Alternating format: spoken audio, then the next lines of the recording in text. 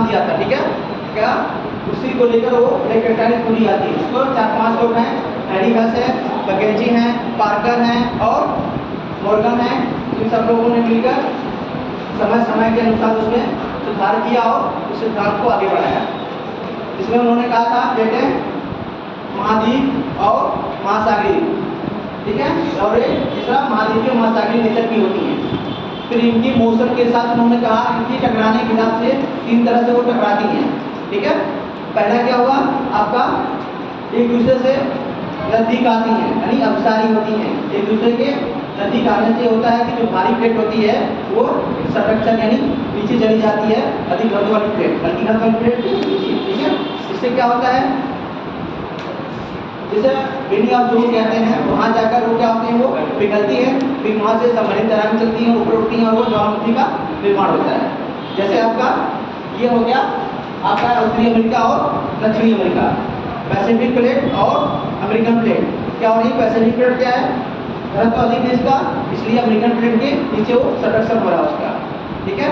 तो वहाँ पर गर्त बन रहे हैं, गलित पर्वत दिख रहे हैं और ज्वालामुखी का उद्भव हो रहा है, ठीक है, उद्गार हो रहा है। इस पर मैंने कहा था 2 प्लेटें एक दूसरे से दूर जा रही हैं। इसका सबसे बड़ा एग्जाम्पल आपको अटलांटिक महासागर का तटीय वितल क्षेत्र है, जो एक दूसरे से क्या हो रही है, दूर हट रही है, वहाँ कटक का निर्माण हो रहा है। इससे क्या होता है, कटक के बारे में क्वेश्चन आता है कभी कभी कि कटक के नजदीक वाले चट्टानें नवीन होती हैं, जबकि दूर वाली चट्टानें क्या होती हैं, प्राचीन। ये स्टेटमेंट देता है 1, 2, 3 चल के ISP, तो स्टेटमेंट के हिसाब से वो आपको करना है, ठीक है। इसका मतलब जो नजदीक चट्टानें कटक की वो क्या रहेंगी, वो नवीन रहेंगी और उसके दूर जो रहेंगी वो प्राचीन। जितना दूर जाएंगे उससे प्राचीन होती जाएंगी। ये हो गया। उसके बाद दूसरा था एक दूसरे से पैरेलल मूवमेंट करती है, जिन्हें हम लोग कहते हैं संरक्षी या संरचनात्मक किनारा। ये इसका अच्छा एग्जाम्पल आपको इसमें ये होता है, न किसी चट्टान का नुकसान होता है, ना ही किसी का निर्माण होता है, ठीक है। इसका सबसे बढ़िया कैलिफोर्निया का जो क्षेत्र है, यह चंद्र वाला उसका वो एरिया है इसका, ठीक है। ये हो गया। उसके बाद होता है जब महाद्वीपी प्लेट टकराती हैं, टकराने का महाद्वीपी हो गया, फिर महाद्वीपी और महासागरीय हो गए, फिर अब सागरी से द्वीपीय चापों का निर्माण होता है सागरीय क्षेत्रों में, ठीक है। और महाद्वीपी से गलित पर्वतों का निर्माण होता है। जैसे हमारा कौन सा है, हिमालय पर्वत, जो भारत का इंडियन प्लेट किससे टकरा रही है, ग्लेशियर प्लेट से, जिससे गलित पर्वत हिमालय की उत्पत्ति होती है। लेकिन सब किसी के मन में सवाल आ रहा होगा कि जब तो वहीं टकराने पर यहाँ पर ज्वालामुखी का उद्भव क्यों नहीं हुआ। हर जगह तो ज्वालामुखी का उद्गार होता है, लेकिन हिमालय क्षेत्र में क्यों नहीं हुआ। इसका एक ही रीजन है, 2 रीजन इसके हो सकते हैं कि या तो वो subduction zone Benioff zone तक नहीं पहुँच पाया, जिससे पदार्थ क्या हुआ, पूरी को मेल्टिंग पॉइंट पे आ जाए और उसके बाद वो सबमरीन तरंगें चलें और छोड़कर आगे निकलें। या और दूसरा रीजन ये है कि इसकी ऊंचाई क्या है, ज़्यादा है, क्योंकि विश्व के जितने भी ऊंचे पर्वत पाए जाते हैं वो किस रीजन में पाए जाते हैं, किस रेंज में, हिमालय रेंज में पाए जाते हैं। सबसे ऊंचे वाले पर्वत किस रेंज, हिमालय रेंज पर, इसकी ऊंचाई अधिक है। ये 2 रीजन हो सकते हैं इसके, ठीक है। उसके बाद हमने बताया था सागरीय और महाद्वीपीय प्लेट, जिसका एग्जाम्पल आपको ये आपका महासागरीय, प्रशांत महासागर और अमेरिकन महाद्वीप दोनों आपस में टकरा रहे हैं। ये तीनों आपको एग्जाम्पल में लिख देना है और 1-2 मतलब वहाँ पर रख देना है। जैसे हिमालय का महाद्वीपी रख दिया आपने, महासागरीय और महाद्वीपी आपका प्रशांत वाला रख दिया आपने, रॉकीज और इंडीज का, ठीक है। उसके बाद आपका प्रशांत मतलब सागरी वाले में आपका ये जापान का वाला डीपी देवर, ठीक है। क्योंकि द्वीप के रूप में एक माला के रूप में हो रहा है, क्यों होता है, हॉट स्पॉट पाए जाते हैं अंदर, कहाँ पर, जमीन के अंदर हॉट स्पॉट इसलिए होता है। वहाँ पर क्या होता है कि रेडियोधर्मी पदार्थ बहुत अधिक होते हैं, तो उनसे क्या होती है, तरंगें निकलती हैं, ऊर्जा निकलती है, समूहित तरंगें निकलती हैं और जाकर क्या करती हैं, पृष्ठ पर क्या करती हैं, प्रेशर मारती हैं और वो मूवमेंट करवाती हैं। मूवमेंट में आ जाएगा प्लेटों का मूवमेंट की कौन सी मतलब जिम्मेदार है, तो क्या होगा उसके लिए, पृथ्वी का घूर्णन होगा और दूसरा आपका हॉट स्पॉट, ठीक है। और भी बहुत छोटी छोटी हैं, लेकिन ये मेन है, ये चीज़ें होंगी।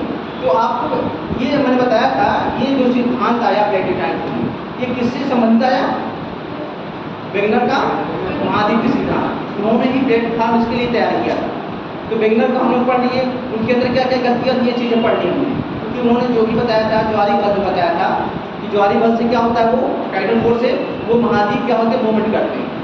लेकिन आज के ज़माने में ऐसा मतलब है ही नहीं, वास्तविकता से ये क्या है, परे है। क्योंकि किसी भी ज्वारी बल से कैसे भी हम किसी महाद्वीप को गतिशील कर सकते हैं, उसके लिए बहुत ज़्यादा शक्ति की जरूरत पड़ेगी। और उन्होंने क्या कहा था कि सियार जो है सीमा पर मतलब बिना रुकावट के तैर रहा। फिर उन्होंने बाद में ही कहा कि नहीं, कि आप जो महाद्वीपीय अमेरिका जो प्लेट थी वो प्रशांत महासागर सीमा जो उस पर क्या हुई, टकराई और वहाँ पर क्लियर कर दी। उन्होंने एक समय कहा कि कहीं बिना रुकावट के ये तैर रही हैं। ऊपर से उन्होंने कहा क्या कि नहीं, यहाँ पर रुक कर वो उद्भव होगा। तो इन्होंने दो बातें कही, तो विरोधाभासी बातें हैं, अपनी ही बात को काट रहे हैं, तो इसलिए उनकी दो आलोचना है, ठीक है। और उन्होंने कहा था इसके लिए टाइडल फोर्स, ऊपर से आपका गुरुत्वीय बल, ऊपर से आपका उत्क्लान बल। उत्क्लान बल तो मैंने बोला ही था, क्या था उत्क्लान बल, विक्षेप बल क्या होता है, आर्किमिडीज पढ़ा आप लोगों ने, आर्किमिडीज का सिद्धांत क्या कहता है,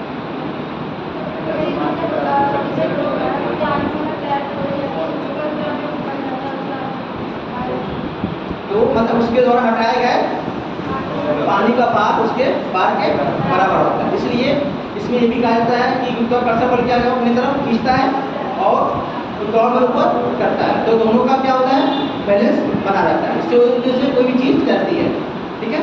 तो देखिए प्लेट की तारीफ पूरी,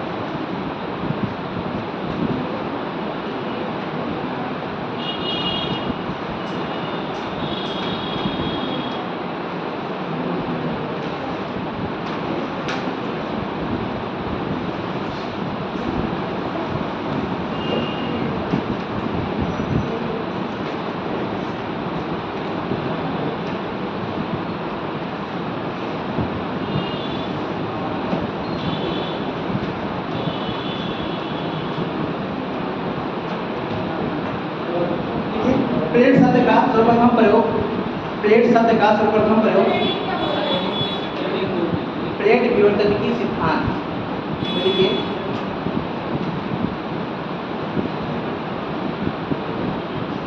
प्लेट शब्द का सर्वप्रथम प्रयोग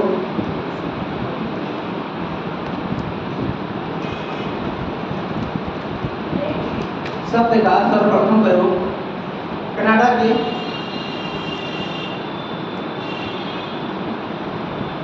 भूगर्भ शास्त्री, कनाडा के भूगर्भ शास्त्री या भूगर्भविद्ता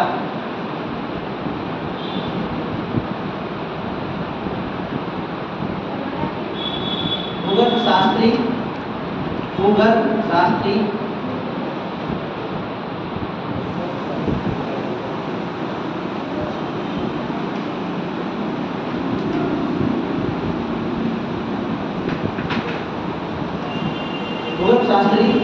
विल्सन द्वारा किया गया। विल्सन द्वारा किया गया।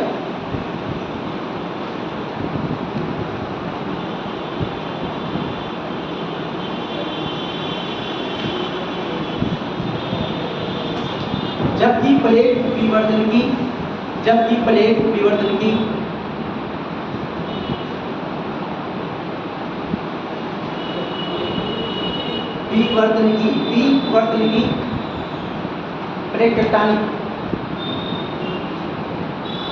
प्लेट टेक्टोनिक, इसको इंग्लिश में जानेंगे। हाँ, प्लेट विवर्तनिकी शब्द का प्रयोग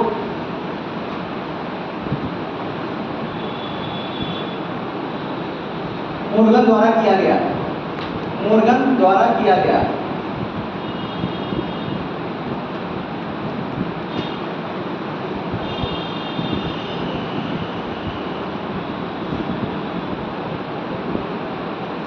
स्थली स्थली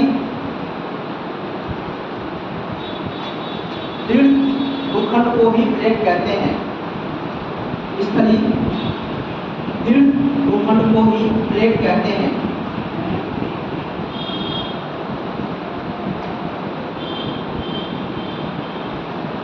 इन प्लेटों की औसत मोटाई लगभग 33 या 34 किलोमीटर होती है।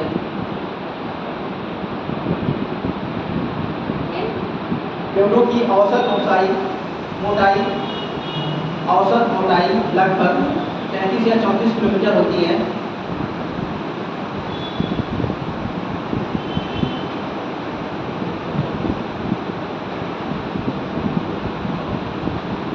महाद्वीपीय भाग में प्लेटों की मोटाई अधिक। महाद्वीपीय भाग में प्लेटों की मोटाई अधिक।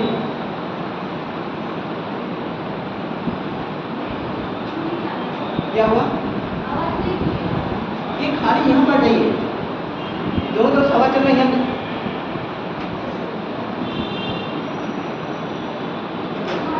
महाद्वीपीय भाग में प्लेटों की मोटाई अधिक।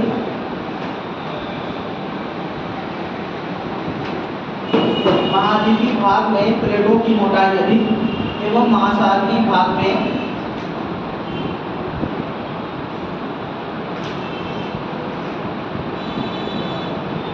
प्लेटों की मोटाई कम होती है।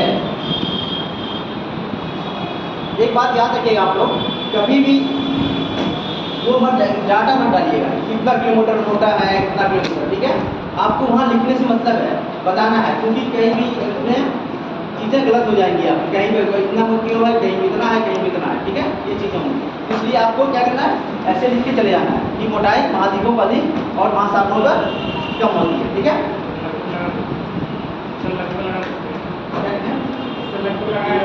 हाँ बस ठीक है, उतना कर देगा।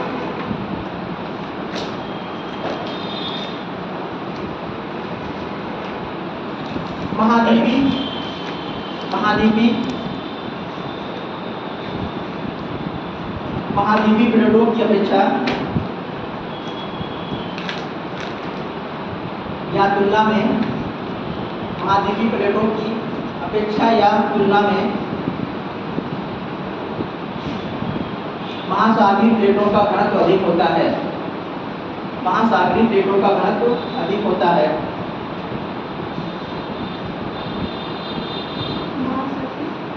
प्लेटों का घनत्व अधिक होता है।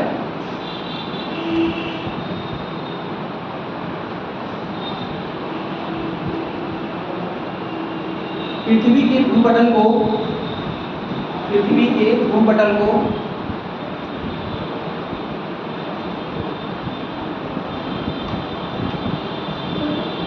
पृथ्वी के भूपटल को 7 बड़े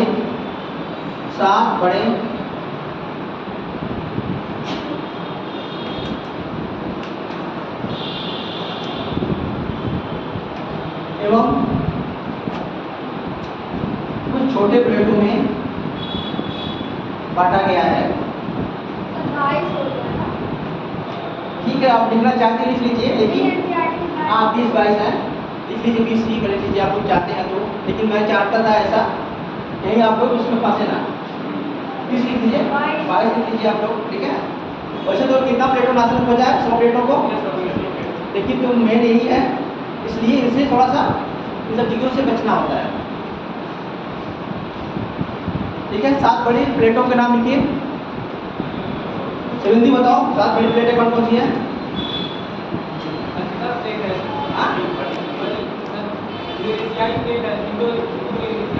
हाँ ठीक है, उत्तरी अमेरिका, दक्षिण अमेरिका तो हो गया, ठीक है। कहीं कहीं देखिए 6 प्लेटें दिखाता है, कहीं कहीं 6 प्लेटें दिखाता है। इसका मतलब क्या होगा आपका, उत्तरी अमेरिका और दक्षिण अमेरिका क्या होगा, जोड़ देता है, ठीक है, एक ही कर देता है, ठीक है, उसमें 6 होता है। चलिए नीचे पहला प्रशांत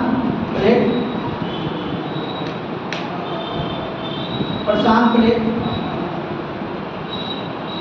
दूसरा भारतीय प्लेट, भारतीय Indian, Africa plate,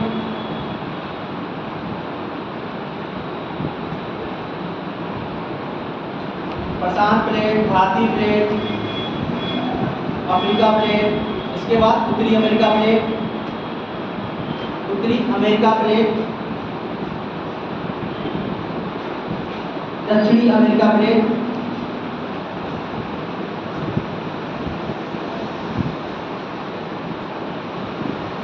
Eurasian plate, Eurasian plate,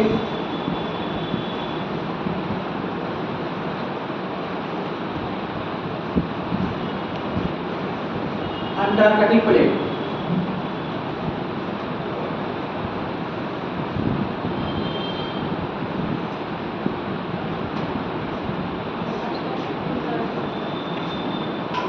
छोटी प्लेटों में देखिए आगे, छोटी प्लेटों में,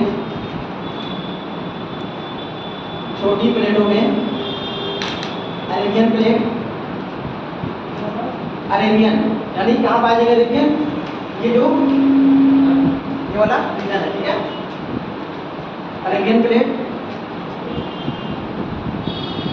दूसरा कैरेबियन प्लेट,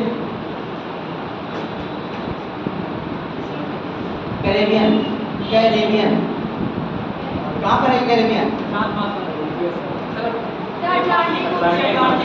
अटलांटिक महासागर में, ध्यान रखना है, जल्दीबाजी में क्वेश्चन गलत नहीं करना है, ठीक है। ये मतलब किस खाड़ी के बगल में है? मैक्सिको खाड़ी, ठीक है। चलिए, ये पूछा जाता है कौन कौन सी प्लेट है छोटी प्लेटों में? नस्का प्लेट, सकोसिया प्लेट और कैरेबियन प्लेट, और क्या होता है, और कौन सा है? नस्का प्लेट, सकोसिया प्लेट, कैरेबियन प्लेट और कोकोस प्लेट, ठीक है। ये पूछा जाता है, 3-4 है, तो थोड़ा सा ध्यान रखना है, तो उसमें थोड़ा नीचे हम बता रहे हैं, ठीक है। सकोसिया प्लेट लिखिए, सकोसिया प्लेट, सकोसिया प्लेट, प्लेट, नस्का प्लेट, नस्का, हाँ,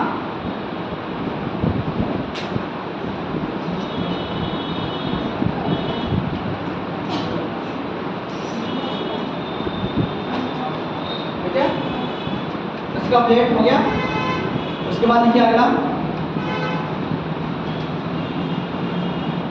कोकोस प्लेट,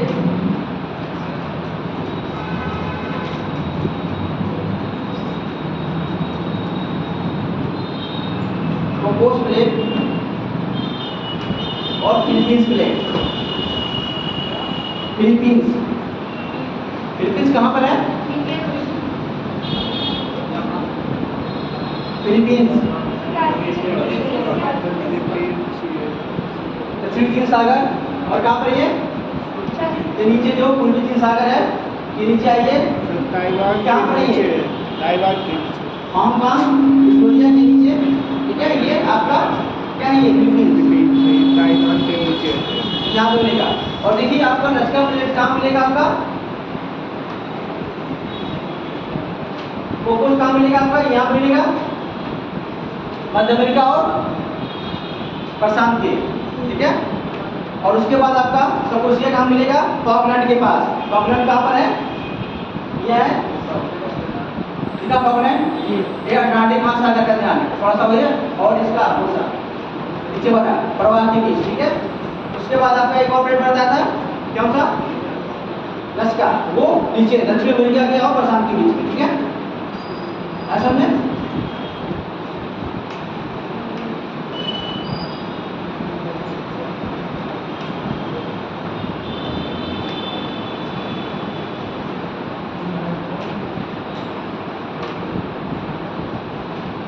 देखिए प्लेट प्रयोजन की सिद्धांत, अगला प्लेट प्रयोजन की सिद्धांत, देखिए छोड़ दिया। प्लेट प्रयोजन की सिद्धांत, विवर्तनिकी सिद्धांत, विवर्तनिकी या प्लेट टेक्टोनिक नहीं समझ में आ रहा तो क्या करना है, प्लेट टेक्टोनिक थ्योरी लिखना है, लिख देना उसको।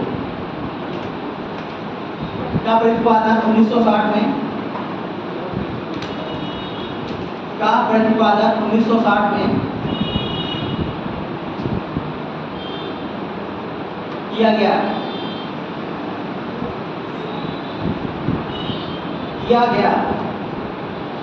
प्रतिपादन 1960 में किया गया।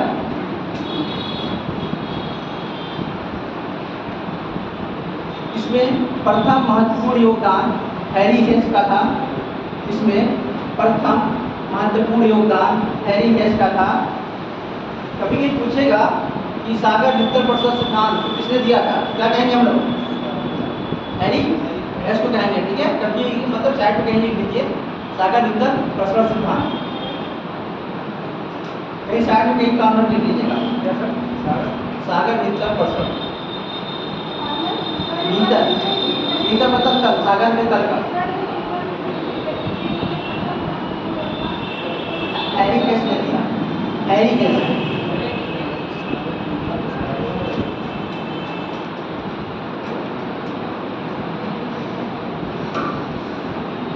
बाद में आगे चलकर बाद में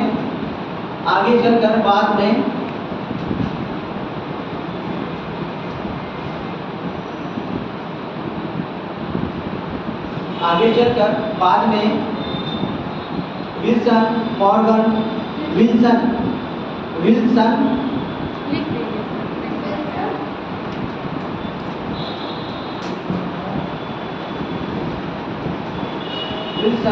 मॉर्गन, मैकेंजी, पार्कर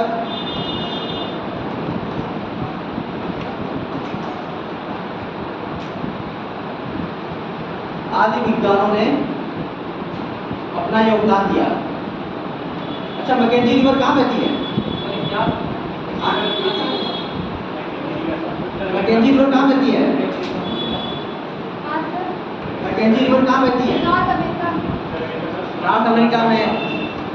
रिवाइज करो बार बार, ठीक है। जल्दीबाजी में क्वेश्चन गलत हो जाते हैं। ये किस महासागर में या किस जलीय क्षेत्र में गिरती है?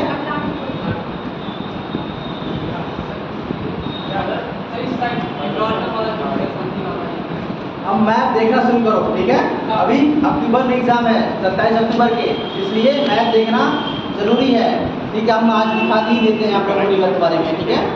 लेकिन ध्यान रखना है इसको कहाँ से, ये इसका नेचर क्या है, दक्षिण से उत्तर की तरफ बहती है ये। इसका मतलब वेवफोर्ट सागर कहाँ पर है, वहाँ गिरती है ये, देखिए, ठीक है। इस तरह ध्यान रखना आपको इन चीज़ों को लेकर। अब मुझे याद रहेगा जब 15 मिनट बचेगा, ठीक है, तो मैं कुछ मैपिंग का बिल कर दूंगा, यानी मतलब 2:30 बजे से 15 बताइएगा तो हम मैपिंग कर देंगे। जो भी रिवर है उत्तरी अमेरिका, दक्षिणी अमेरिका का और झील का, ये हम करेंगे, ठीक है। ओके, चलिए।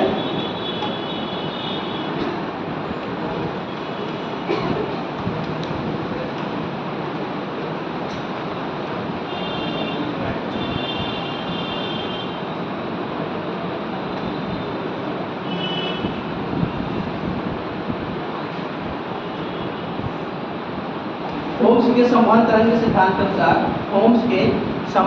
सिद्धांत के अनुसार, इसको अंडरलाइन कर लीजिएगा। कभी पूछ देगा तरंग सिद्धांत किसने दिया था, तो होम्स ने दिया था, ठीक है। होम्स के संवहन तरंग सिद्धांत के अनुसार,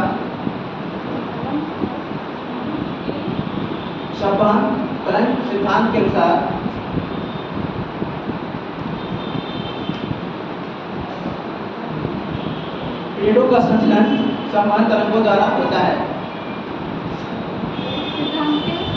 अनुसार पेड़ों का संचलन संवहन तरंगों के आधार पर होता है।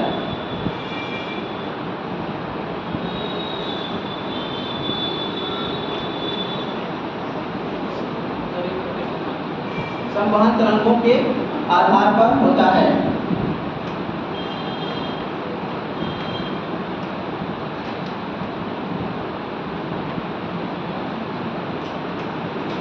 ठीक है, देखिए,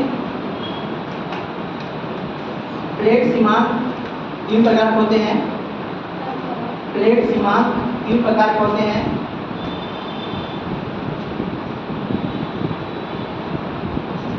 पहला रचनात्मक प्लेट सीमांत, पहला रचनात्मक प्लेट सीमांत, रचनात्मक सीमांत सीमांत सीमांत, जिसका सीमा का अंत होता है उसको सीमांत, जहाँ सीमा का अंत होता है वह सीमांत होता है। रचनात्मक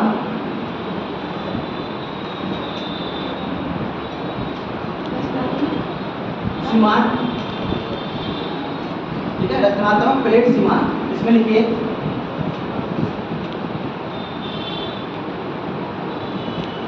रचनात्मक सीमांत वो है, रचनात्मक सीमांत वो है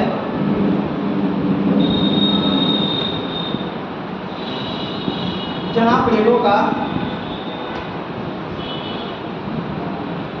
विलगाव या अपसरण होता है, जहां प्लेटों का विलगाव या अपसरण होता है।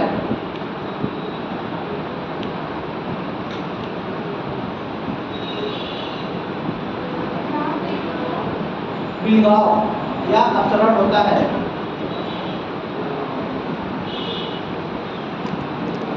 विलगाव के कारण ज्वालामुखी क्रिया होती है, विलगाव के कारण ज्वालामुखी क्रिया होती है।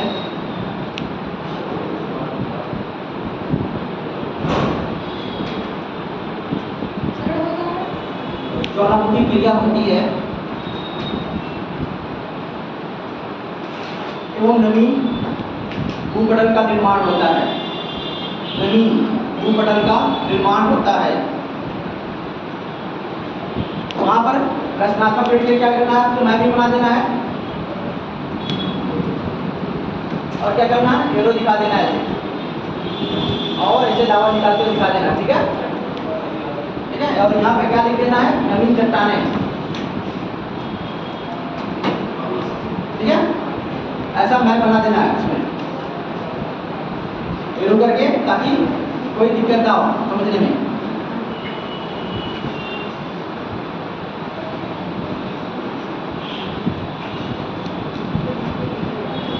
जैसे मध्य महासागरीय तटों का निर्माण इसका प्रमुख उदाहरण है। मध्य महासागरीय तटों का निर्माण रचनात्मक सीमांत का उदाहरण है।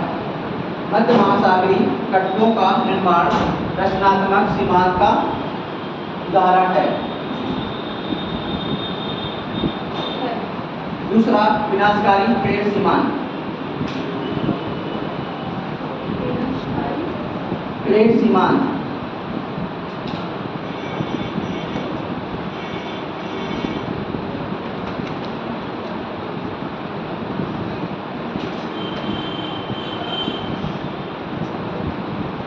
विनाशकारी सीमांत वो सीमांत है, विनाशकारी सीमांत वो सीमांत है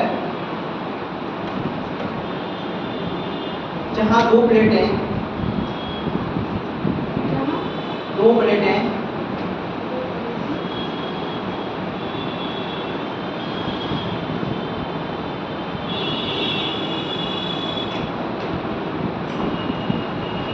आपस में टकराते हैं, जहां दो प्लेटें आपस में टकराते हैं,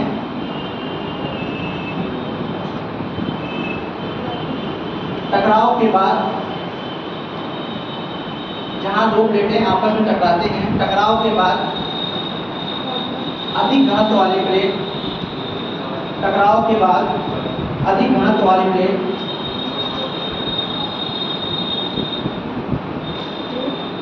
कम घनत्व वाली प्लेट के नीचे चला जाता है, कम घनत्व वाली प्लेट के नीचे चला जाता है।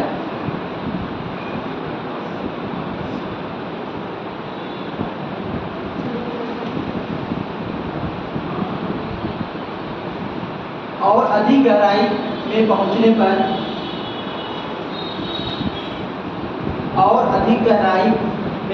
पर ताप के अधिकता के कारण ये पिघल जाती हैं, ताप की अधिकता के कारण ये पिघल जाती हैं।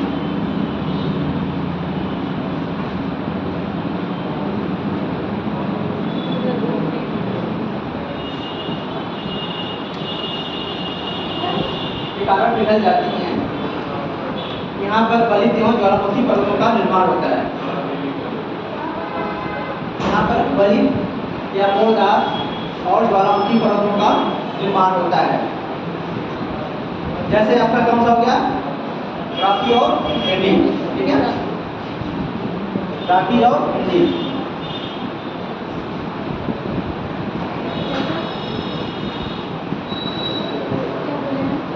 राकीज और एंडीज नहीं लिखा है।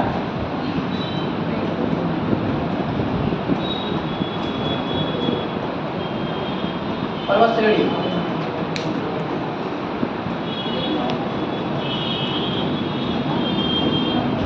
ठीक है।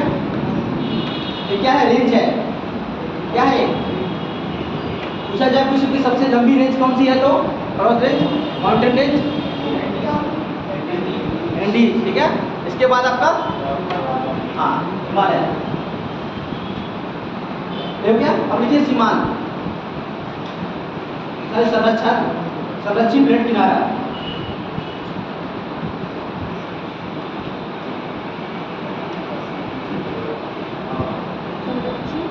प्लेट किनारा,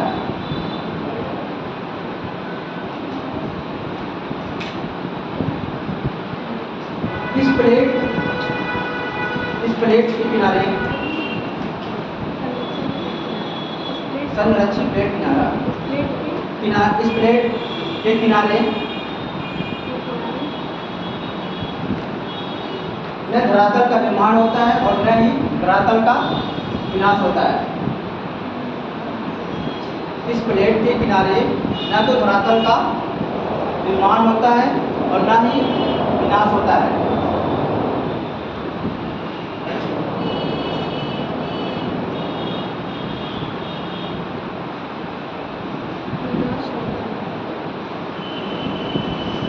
इस सीमांत के सहारे दो प्लेटें, इस सीमांत के सहारे दो प्लेटें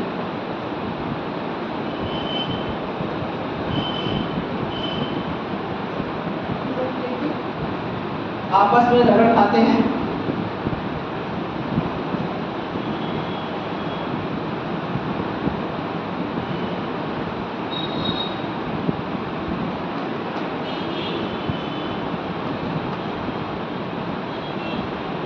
जिससे सन एंड्रियास भ्रंश का निर्माण हुआ, सन एंड्रियास भ्रंश का निर्माण हुआ। सन एंड्रियास कहाँ पर है, कैलिफोर्निया के पास, सन एंड्रियास।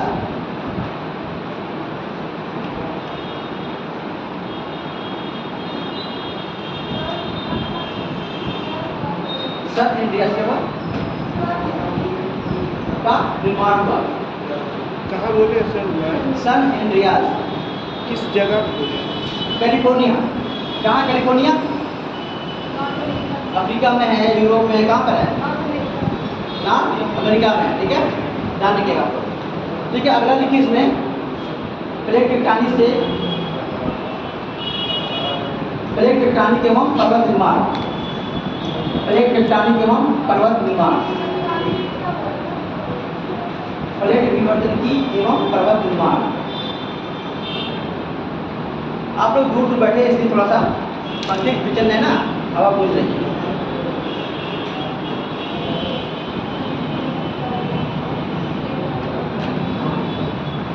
ठीक है, इसमें लिखिए मोड़दार या बड़ी फोल्डेड माउंटेन, मोड़दार पर्वतों का निर्माण,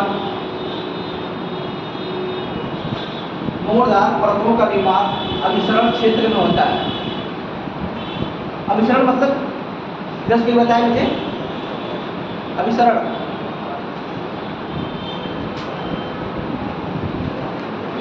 मतलब क्या होता है, एक दूसरे के समीप आती है, ठीक है, इसको अभिसरण कहते हैं। और मोड़दार पर्वतों का निर्माण अभिसरण सीमा के क्षेत्र में होता है। अभिसरण ये सीमा के क्षेत्र में होता है। प्लेटों के अभिसरण से तीन स्थितियां उत्पन्न होती हैं। प्लेटों के अभिसरण से तीन स्थितियां उत्पन्न होती हैं।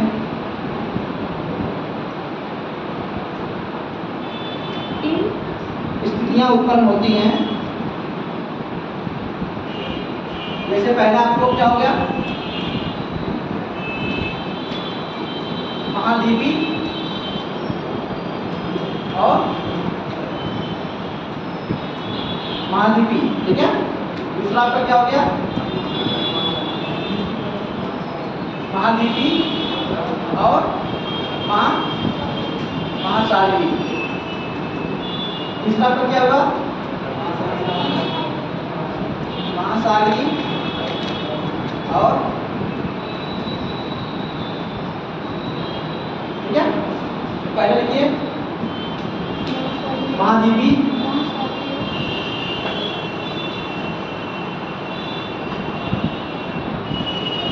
और महाद्वीपी। दूसरा लिखिए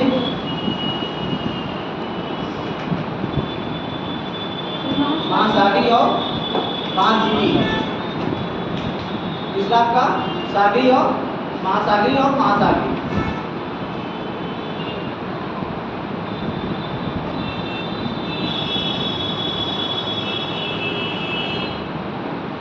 नीचे लिखिए जब महाद्वीपी एवं महासागरी, जब महाद्वीपी एवं महासागरी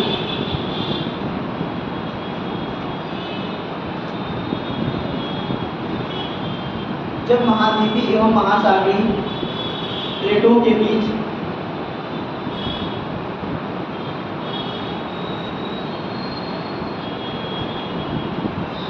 टकराव होता है, जब महाद्वीपी एवं महासागरी प्लेटों के बीच टकराव होता है,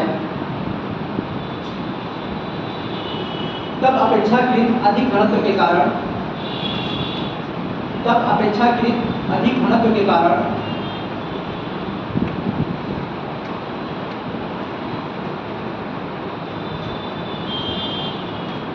महासागरी प्लेट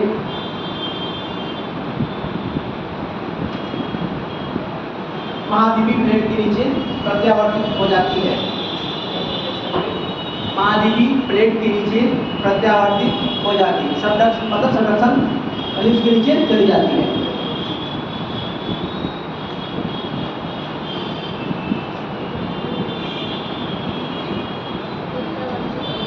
प्रत्यावर्तित हो जाती है, ठीक है।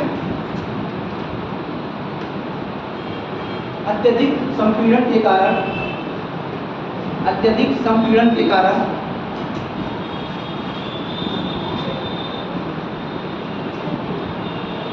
संपीड़न के कारण, दबाव के कारण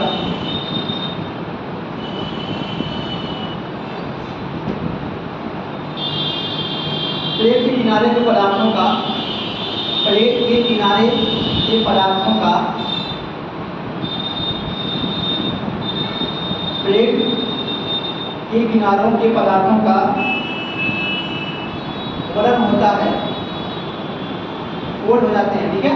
तब उसके में क्या होता है, संपीड़ित होती हैं तो उसके अंदर का जो मलबा होता है वो क्या है, मोड़दार के रूप में उसमें मरोड़ आता है। उसमें क्या होता है, गलन हो जाता है,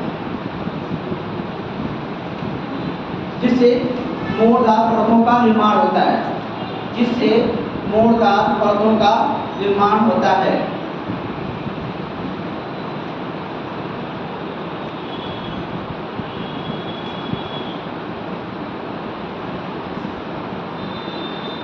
अत्यधिक घनत्व वाली,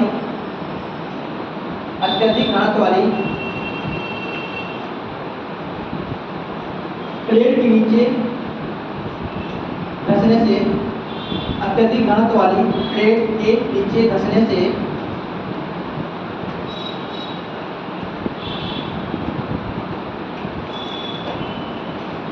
वहां पर गहरी खाई का निर्माण होता है, वहां पर गहरी खाई का निर्माण होता है, जिसे समुद्री गर्त कहते हैं।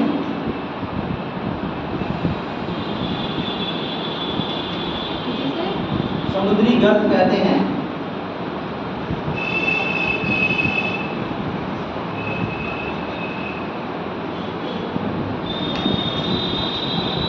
पुनः महासागरी, पुनः महासागरी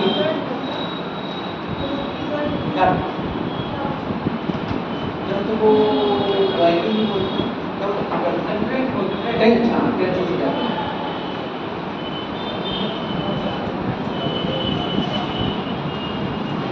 ट्रेंच, ठीक है, क्या कहते हैं उसको, जब का निर्माण होता है पुनः महासागरी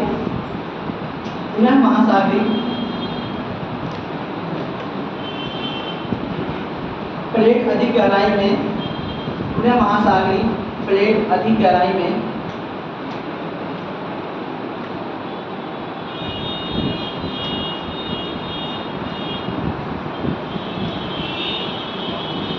वेनी ऑफ जोन में जाकर पिघल जाती है। वेनी ऑफ जोन में जाकर पिघल जाती है। वेनी ऑफ जोन में जाकर पिघल जाती है।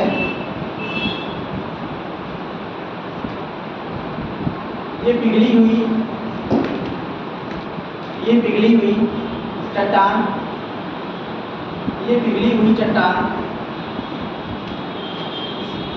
मैग्मा के रूप में, ये पिघली हुई चट्टान मैग्मा के रूप में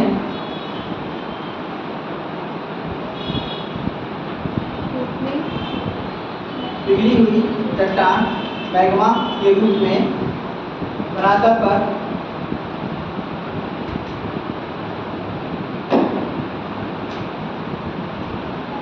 उद्गारित होती है या निकलती हैं, उद्गारित होती हैं।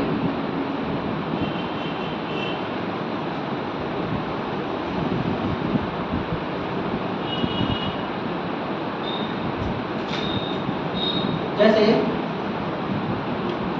उत्तरी एवं दक्षिणी अमेरिका के रॉकीज और एंडीज पर्वत श्रेणी।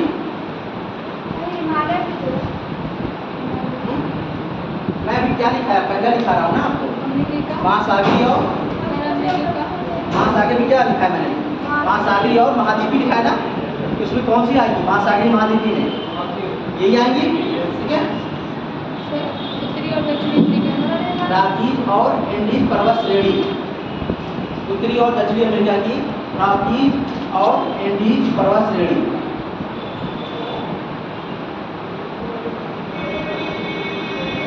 जहाँ पर प्रशांत महासागरी प्लेट एवं अमेरिकन महाद्वीपीय प्लेट के टकराने से निर्माण हुआ है।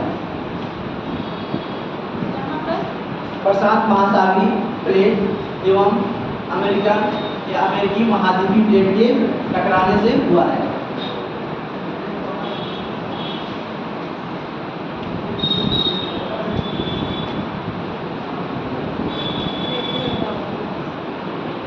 इसमें प्रशांत महासागरी प्लेट का सबडक्शन या प्रत्यावर्तन, प्रशांत महासागरी प्लेट का प्रत्यावर्तन अमेरिका महाद्वीप प्लेट के नीचे हुआ है।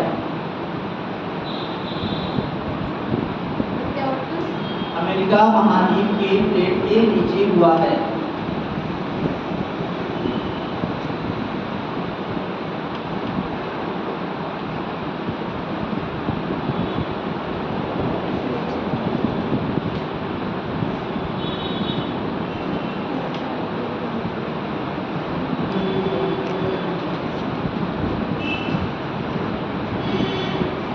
दूसरा लिखिए, दूसरा मतलब महाद्वीपी एवं महाद्वीपी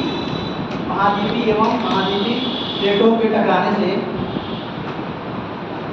महाद्वीपी एवं महाद्वीपी प्लेटों के टकराने से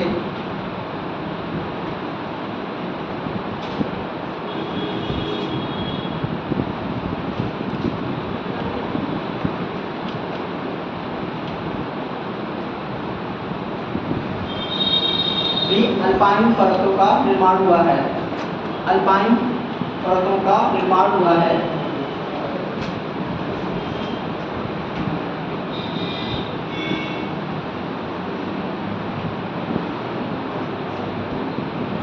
जैसे भारतीय प्लेट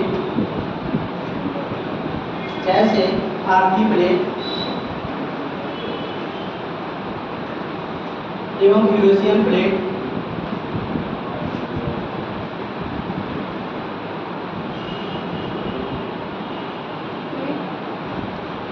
यूरेशियन प्लेट के बीच होने वाले टक्कर से या टकराव से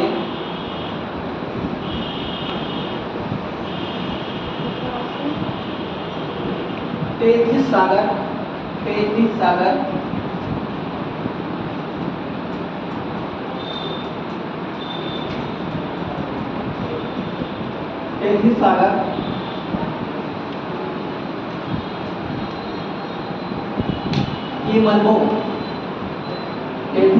के मलबों एवं भूपटल में मोड़ पड़ने के एवं तेथिस सागर के मलबों, मलबा होता है ना जो, हाँ वही मलबों एवं भूपटल पर मोड़ पड़ने के कारण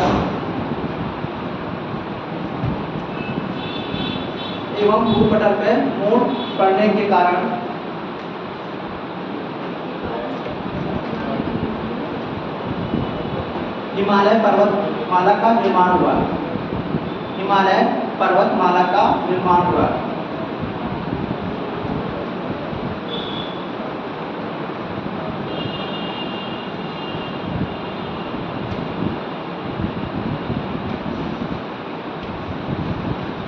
हिमालय क्षेत्र में ज्वालामुखी के प्रमाण नहीं मिलते हैं।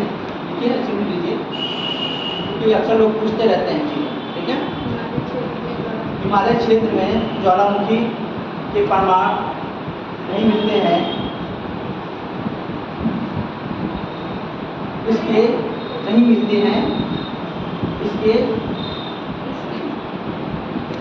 दो कारण हो सकते हैं।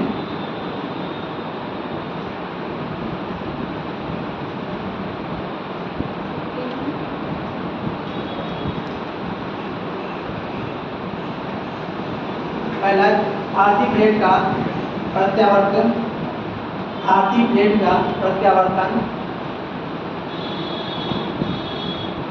कम गहराई तक हुआ है। प्रत्यावर्तन समझ रहे हैं आप लोग? सबडक्शन मतलब नीचे जाना, कितनी गहराई तक जा रहा है। ठीक है,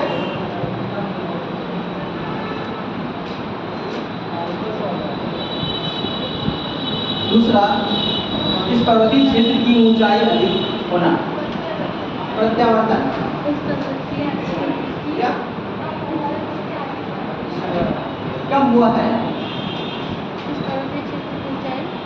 अधिक होना। पर्वतीय क्षेत्र की ऊंचाई क्या है? क्या पर्वतीय क्षेत्र की ऊंचाई अधिक होना। पहला क्या उनका, या तो कम गए हैं नीचे, उनका प्रत्यावर्तन क्या हुआ, सबडक्शन ज़्यादा नीचे तक, यानी वो बेरिंग ऑफ जोन तक नहीं पहुंच पाई हैं। जहाँ पर क्या होता है, जो पदार्थ होते हैं वो क्या होते हैं, पिघलते हैं, वहाँ तक ये पहुँच नहीं पाएंगे। दूसरा क्या है, ये अधिक ऊंचाई के पर्वतीय क्षेत्र हैं, इसलिए ऐसा होता है। विश्व के सबसे अधिक ऊंचे पर्वत कहाँ पाए जाते हैं? हिमालय रेंज में पाए जाते हैं। ठीक है, अब तीसरी कंडीशन में आइए, जब दोनों ही प्लेटें महासागरीय प्रकार की होती हैं, तीसरी कंडीशन, पहला क्या था आपका, पहला महाद्वीपी पहला मतलब नहीं है नेचर, महाद्वीपी हो गया। दूसरा महासागरीय, तीसरा महाद्वीपी और महासागरीय। वो ध्यान रखना है कि उसमें उल्टा सीधा ना हो जाए। ठीक है, चीज़ों रखना है। जब दोनों प्लेटें क्या है, महासागरीय होती हैं,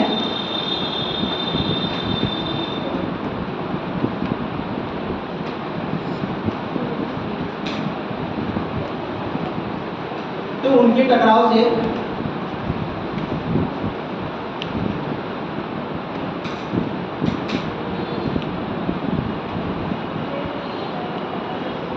एक भाग मतलब अधिक घनत्व वाली प्लेट कम घनत्व वाली प्लेट के नीचे चली जाती है। उसके टकराव से अधिक घनत्व वाली प्लेट कम घनत्व वाली प्लेट के नीचे चली जाती है।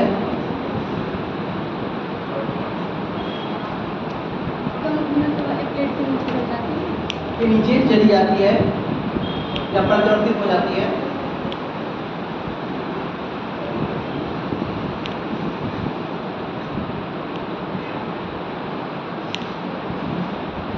जिसके संपीड़न के कारण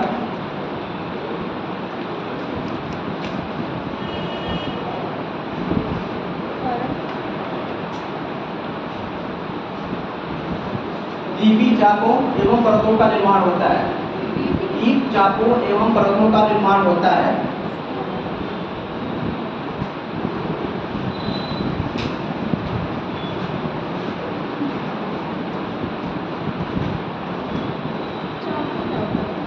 आर्क जो बनता है,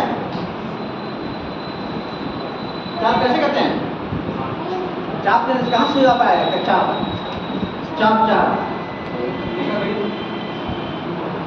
मैथमेटिक्स पढ़े हैं तो वहाँ का आर क्या होता है?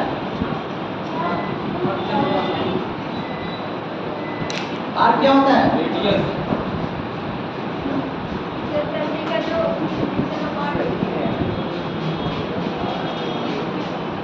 इसे क्या कहते हैं?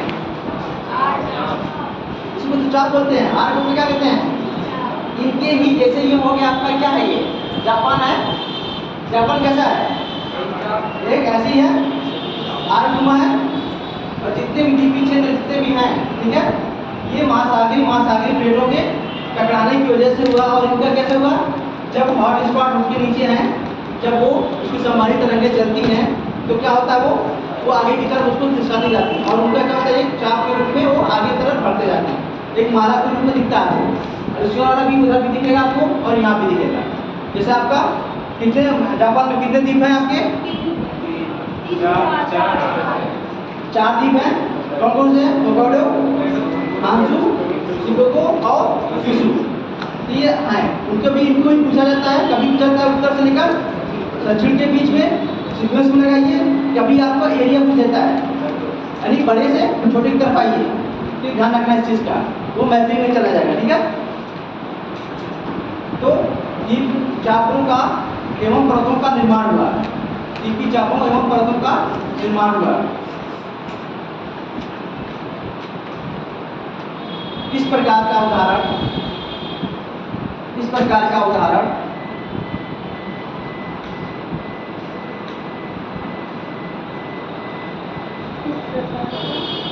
जापान द्वीप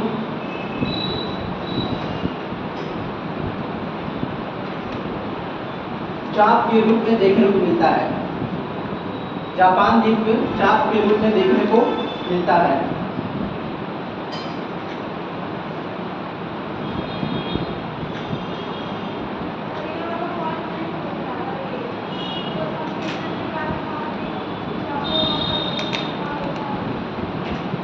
इसका उदाहरण जापान द्वीप चाप के रूप में देखने को मिलता है। क्या चाप मैंने बताया ना आपको, जो ये अर्धचंद्राकार होता है, मान लीजिए उसी को चाप कहते हैं। क्या कहते हैं? आर कैसे बनता है? इसनुमा, ठीक है। क्या है?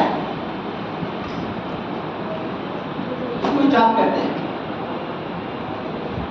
मैथ पढ़िए आप।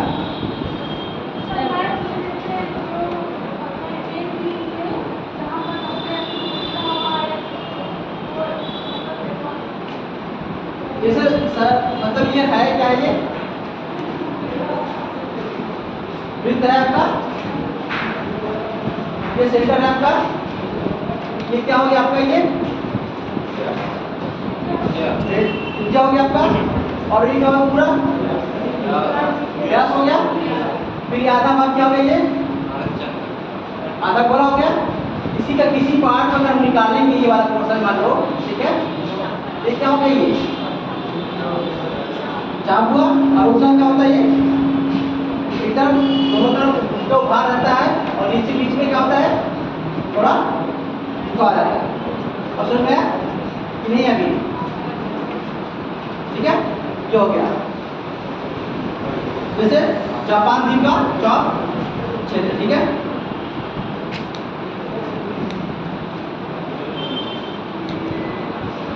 प्रत्येक चाप के महासागरीय किनारे, प्रत्येक चाप के महासागरीय किनारे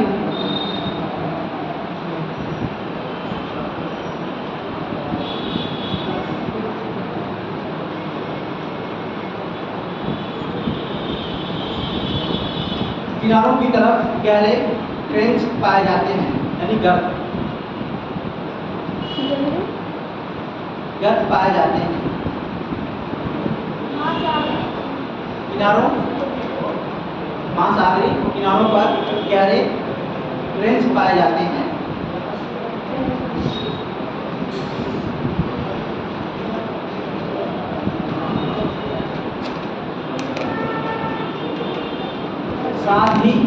साथ ही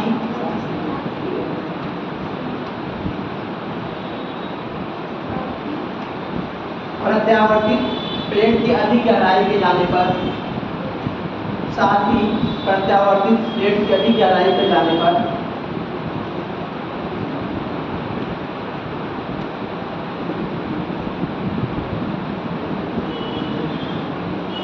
अधिक गहराई पे जाने पर ज्वालामुखी क्रिया होती है, इससे ज्वालामुखी पर्वतों का निर्माण होता है।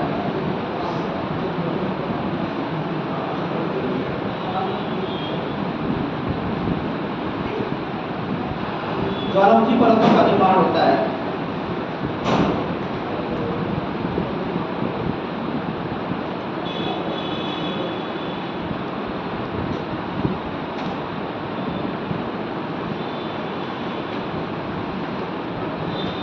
ठीक है, अभी भी आलोचना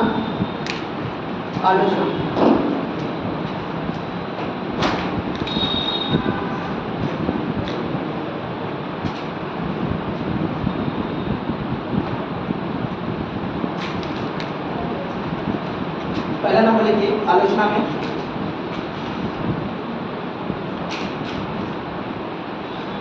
कभी कभी एक प्लेट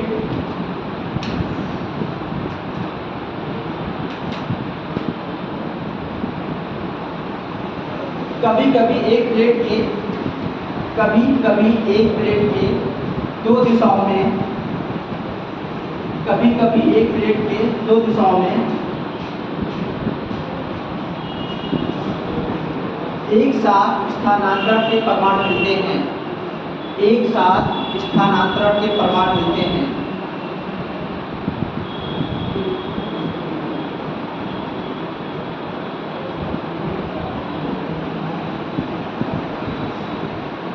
दूसरा लिखिए, ये सिद्धांत इस बात को बतलाने में असमर्थ है,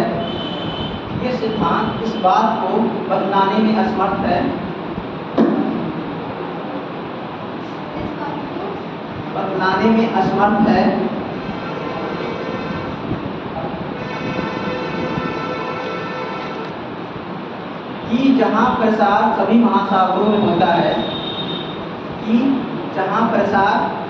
महासागरों में होता है, प्रसार मतलब विस्तार, महासागरों में होता है,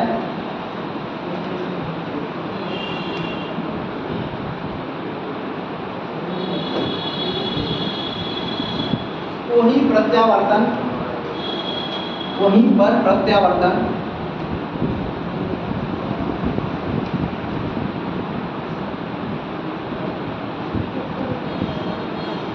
मुख्यतः प्रशांत महासागर, क्या होगा प्रत्यावर्तन में समझ आ रहा, प्रत्यावर्तन प्रशांत महासागर, वही मुख्यतः प्रत्यावर्तन प्रशांत महासागर,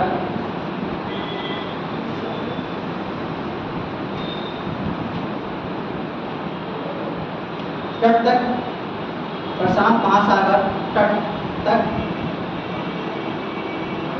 ही क्यों सीमित है, प्रशांत महासागर तट तक ही क्यों सीमित है।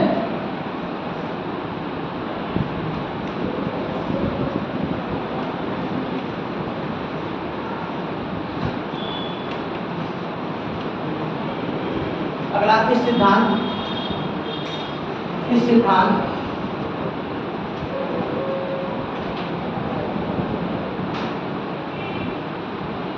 के द्वारा हर्षिनियन, इस सिद्धांत के द्वारा हर्षिनियन एवं कैलोडियन, हर्षिनियन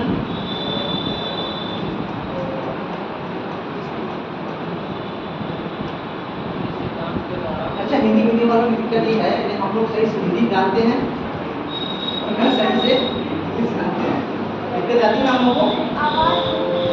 हर्षिनियन एवं कैलोडियन, हर्षिनियन एवं कैलोडियन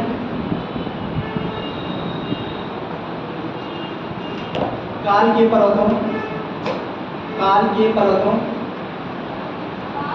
हाँ काल के पर्वतों, जैसे भूतकाल भविष्यकाल होता है ना, उसे काल के पर्वतों,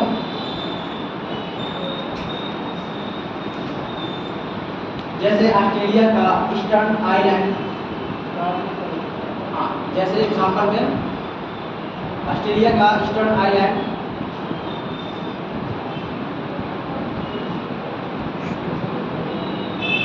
दक्षिण अफ्रीका का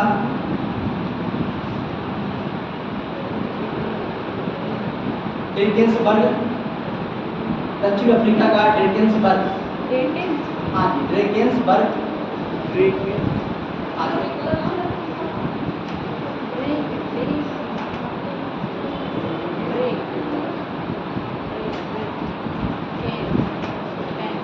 ड्रेकेंसबर्ग,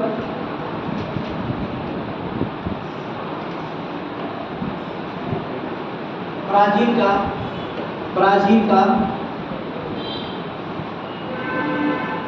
सियरा डेल मार, ब्राजील का सियरा डेल मार,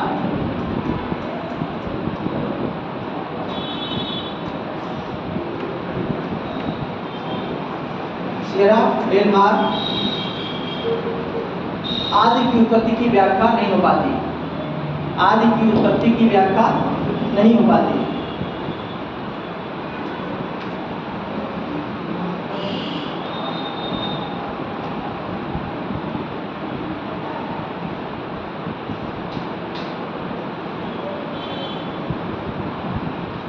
ठीक है, ये इनकी आलोचना थी और इससे ये भी हो गया कि पर्वतों जो भी मैंने लिखा है आपको, ये पर्वत आपको याद होना चाहिए। ठीक है, ये हमारा टेक्टोनिक थ्योरी थी, इसको एक बार आप पढ़ के आइएगा, घर पे जाइएगा, किताबें नहीं हैं तो किताबों की व्यवस्था कर लीजिए, अभी भी आपके पास टाइम है 2-3 दिन की। हाँ जी महेश कुमार वर्मा ले लीजिए, बाकी लाइब्रेरी में डिस्ट्रिक्ट भी रखी पड़ी है, आप उसको भी पढ़िए, एनसीईआरटी पढ़िए, उसके बाद टाइम मिल रहा है तो लाइब्रेरी बैठकर डिस्ट्रिक्ट की ज्योग्राफी रखी है वो पढ़िए। उसके बाद भी लग रहा है आपको उसे पीजी करना है और पीएचडी करनी है, प्रोफेसर के ओर जाना है, तो उसके लिए भी आप संविधान की बातें पढ़ सकते हैं। ठीक है, लेकिन अभी आपको क्या पढ़ना है, आपको एग्जाम निकालना है, आपको प्रोफेसर नहीं बनना है, स्पेशलिस्ट नहीं होना है सब्जेक्ट का। कभी एग्जाम निकालना है तो आपको एग्जाम के हिसाब से सिलेबस रिगार्डेड की चीज़ें पढ़नी है। ठीक है, आपको इसमें क्या विद्वान नहीं बनना है इस सब्जेक्ट का, इसलिए ध्यान रखिए आप लोग क्या करना है, पूरी चीज़ों को पढ़िए जो एग्जाम क्या करता है, डिमांड करता है। ये टॉपिक पढ़ना उसी को मार्गदर्शन करें टॉपिक पढ़ना। ठीक है, तो महत्व पर पढ़वा लीजिए, एनसीईआरटी के क्लासों की आ रही है वो बेहतर है, इसके बाद लाइब्रेरी बहुत सारी किताबें वो पढ़िए। इसके बाद हम लोग देखेंगे नदी द्वारा निर्मित दिशाकृतियाँ।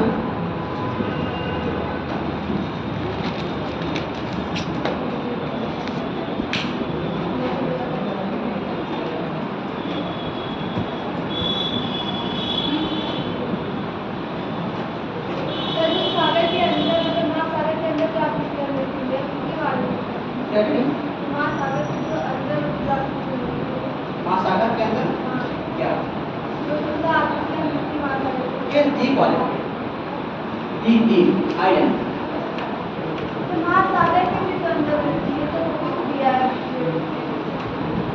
हाँ हाँ वो पढ़ाया जाएगा अभी ओशनोग्राफी जब आया जाएगा तो पढ़ाया जाएगा। अभी क्या पढ़े हम लोग,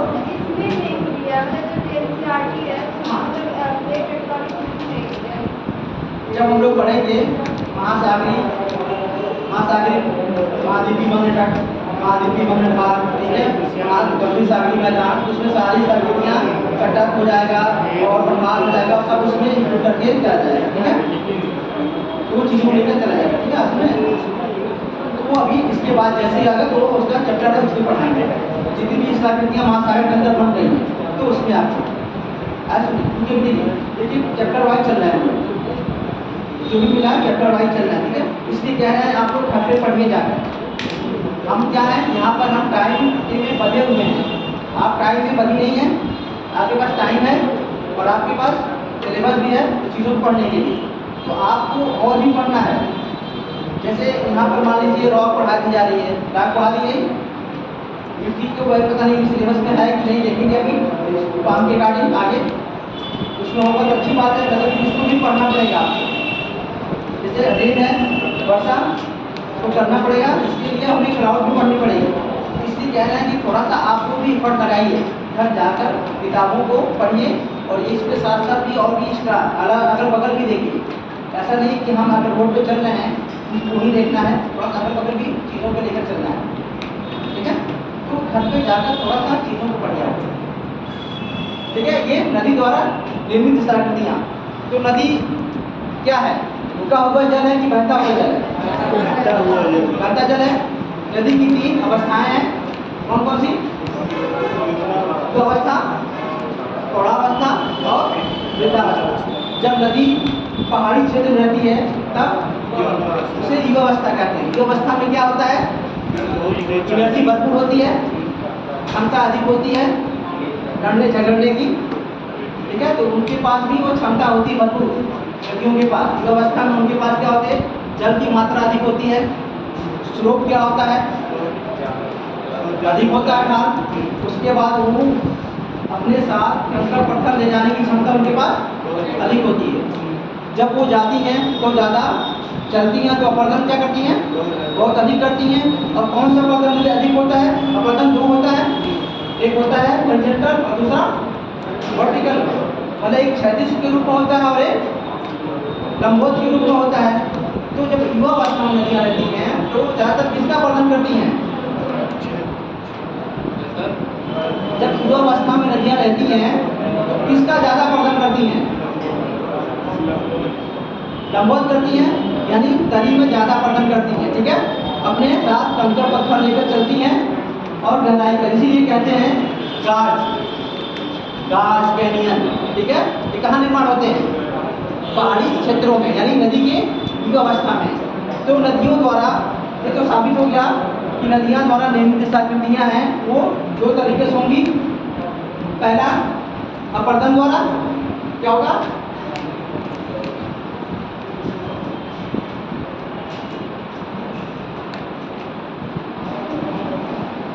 और दूसरा क्या होगा आपका निक्षेप द्वारा।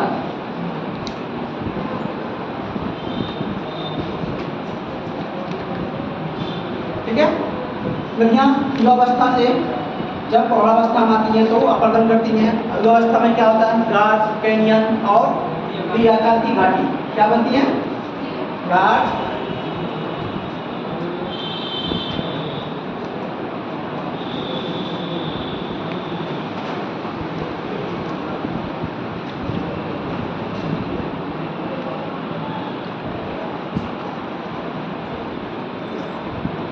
और क्या बनेगा।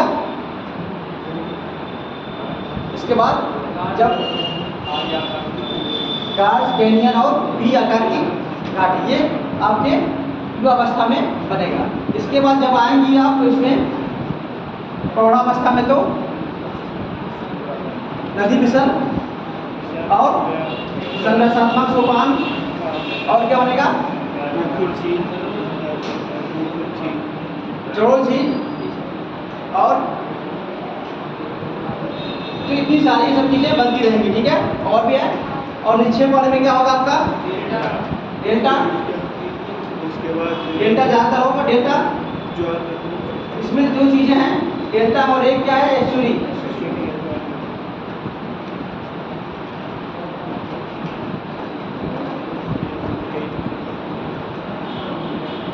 इसमें क्या डिफरेंस होता है डेल्टा और एस्चुरी में? जी जल्दी बताओ, डेल्टा और एस्चुरी में क्या डिफरेंस है? डेल्टा जो लगता है अपने साथ जो गाज लेके आती है, मतलब उसके लिए तो हाँ मैदान में आके तो ये फैल जाती है काफ़ी बड़े पैमाने पर। इसलिए एक्चुअली होती है वो सीधे पर्वत से गिरते हुए मतलब नीचे वाले यहाँ सीधे नदी में प्रवेश कर नदी या सागर में प्रवेश कर जाती है। ठीक है, इन्होंने कुछ बताया कि क्या होती हैं नदियाँ अपने द्वारा जो भी मलबा लाती हैं वो क्या करती हैं, तटीय क्षेत्रों में, सागरीय तटीय क्षेत्रों में उसको क्या करती हैं, डिपोजिट करती हैं, उसको निक्षेप करती हैं, जिससे एक विशालकृतियाँ बनती हैं, जिसे हम क्या कहते हैं, डेल्टा कहते हैं। उसको जब नदियाँ जब सागरीय क्षेत्रों में आती हैं तो क्या होता है, वो डिस्ट्रीब्यूटिव मतलब वितरिका, हिंदी में क्या बोलते हैं उसको, छोटी छोटी वितरिकाओं में क्या होती है, वो विभाजित हो जाती है और अपना मलबा जो भी वहीं पर विक्षेपित कर देते हैं, तो एक विशालकृति बनती है, जिसे हम क्या कहते हैं, डेल्टा। डेल्टा भी कई प्रकार के होते हैं, चपाकार होता है, पंजाकार होता है, ठीक है। तो ये डेल्टा 4-5 प्रकार की होती है, तो उसको भी देख लिया जाएगा भी। इसके बाद एस्चुरी। एस्चुरी क्या होता है, हमारे भारत की कौन सी नदी एस्चुरी बनाती है, नर्मदा और ताप्ती। तो देखिए इस पर 2 चीजें डिपेंड करता है, क्या क्या, एस्चुरी और डेल्टा के निर्माण में मलबा, ठीक है, मलबा और क्या होता है दूसरा, ज्वार भाटा। अगर वहाँ पर ज्वारी शक्तियाँ मतलब ज्वार शक्तियाँ जो अधिक सक्रिय हैं, एक्टिव है, तो क्या होगा, वहाँ पर जो भी मलबा आएगा वो क्या करेंगी, उसको बहाकर समुद्र के अंदर ले चली जाएंगी और जहाँ पर कोई स्थलाकृति का निर्माण नहीं हो पाता है। खासकर नर्मदा और ताप्ती में ऐसा इसलिए होता है क्योंकि ये क्या होती है, ये भ्रंश घाटी से होकर प्रभावित होती हैं। जब भ्रंश घाटी से होकर प्रभावित होती हैं तो इनके साथ मलबा की मात्रा क्या होती है, बहुत कम होती है। थोड़ी बहुत जो मलबा होती है वो जैसे ही सागरीय क्षेत्रों में मतलब डंप करती हैं, निक्षेपित करती हैं, तो ज्वारी भाटा जो भी आता है, ज्वारी शक्तियाँ आती हैं, उसको लेकर वो क्या चली जाती हैं सागर के अंदर। तो उससे होता है वहाँ पर कोई स्थलाकृति का निर्माण नहीं होता है, तो वो एस्चुरी होता है, यानी डायरेक्ट उसका सागर और नदी का कनेक्शन रहता है, डायरेक्ट रहता है। लेकिन यहाँ पर क्या होता है, डेल्टा में यहाँ पर डायरेक्ट नहीं होता, क्योंकि कोई भी जलस्रोत या चीज़ें डायरेक्ट यहाँ पर नहीं आ पाएंगी। वो क्या होगी, कुछ दूर पर ही उनको 1 किलोमीटर या कुछ 500 मीटर कुछ दूरी पर जैसे जैसे डेल्टा का निर्माण होगा, जैसी वहाँ नदियाँ होंगी उसके हिसाब से उनके बड़े सिर को उतना दूर रोक दिया जाता है। बाकी छोटी नाव द्वारा उसका जो भी माल है उसका उतार कर ले जाया जाता है और वहाँ रखा जाता है। तो ये चीज़ें हो गई, ठीक है। इसमें 2 चीज़ें हुई, अपर्दन और विच्छेद, 2 कारण से स्थलाकृतियाँ बन रही हैं और ये देखना है इसमें कौन कौन से कारक काम कर रहे हैं। नदी द्वारा जो भी स्थलाकृतियाँ बन रही हैं इसमें कौन कौन से कारक काम कर रहे हैं, तो कौन से कारक काम कर रहे हैं। जल प्रवाहित हो रहा है तो उस जल द्वारा क्या क्या किया जा सकता है, पहले वो मिट्टी को घोलेगा तो क्या हो गया, पहला कारक घुलन। दूसरा क्या होगा उसका, अब घर्षण, जो भी उसके साथ कंकड़ पत्थर आएंगे तो क्या करेंगे, वो तली के साथ उड़ते हुए जाएंगे और उसके नीचे का क्या करेंगे, कटाव करेंगे, अगल बगल नीचे, तो क्या होगा वो, अब घर्षण। दूसरा क्या होगा, तीसरा क्या होगा आपका, सन्निघर्षण। सन्निघर्षण में क्या होता है, चट्टानें आपस में टकराती हैं। जो छोटे छोटे चट्टानें प्रवाहित हो रही हैं नदी में, तो चट्टानें 2 छोटी हैं वो आपस में क्या कर रही हैं, टकरा रही हैं। तो अपने ही टकराने से जो मतलब क्रिया हो रही है उनको क्या कहते हैं, सन्निघर्षण कहते हैं।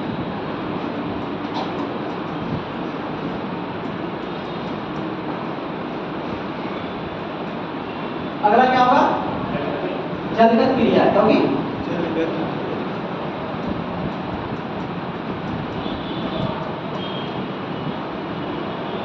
हाइड्रोलिक सिस्टम भी कहते हैं, ठीक है।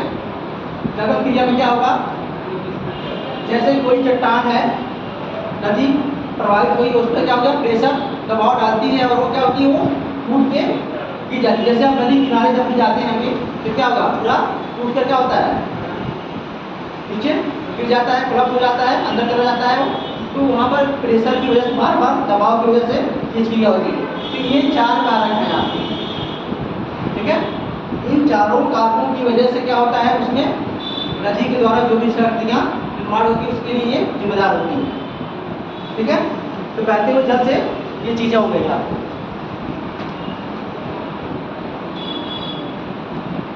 चलिए ठीक है, ये कल पढ़ के आइएगा, इसको दिखाएंगे, थोड़ा सा मैपिंग कर लेते हैं हम लोग।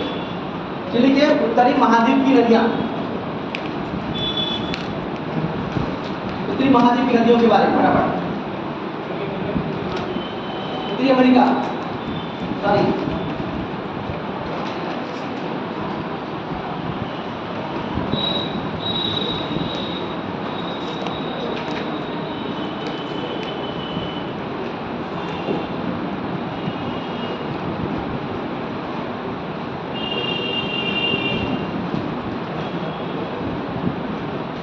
उत्तरी अमेरिका महाद्वीप की नदियां, ये मैपिंग वाला कहीं अलग से करिएगा आप लोग, ठीक है। अभी नदी कर लेते हैं, फिर झील करेंगे, फिर माउंटेन कर लेंगे, फिर डैम करेंगे, फिर आपका जलप्रपात, उसके बाद फिर आपकी जल संधियां, ठीक है, एक एक करके करेंगे तो आपको याद आ जाएगा। मिसिसिपी नदी, मिसिसिपी नदी, मिसिसिपी,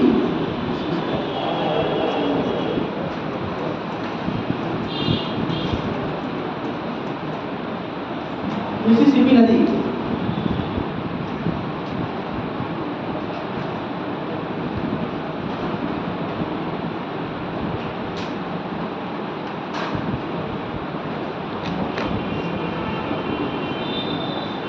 ये मोंटाना के, ये मोंटाना के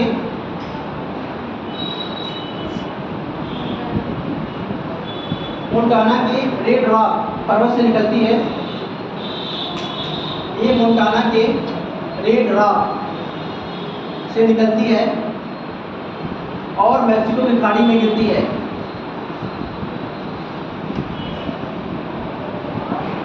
मैक्सिको की खाड़ी में गिरती है।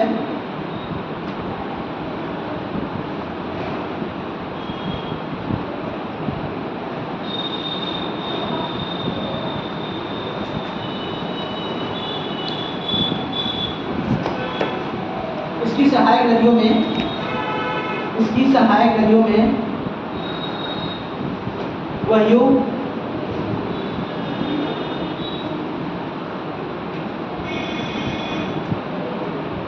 और अरकानसास है। ओहियो,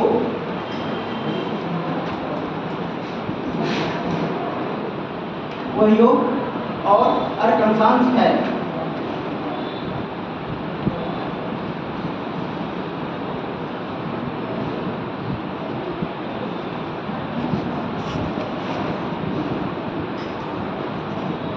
मिसिसिपी एवं मिसौरी के संगम पर, मिसिसिपी एवं मिसौरी के संगम पर, मिसिसिपी एवं मिसौरी के संगम पर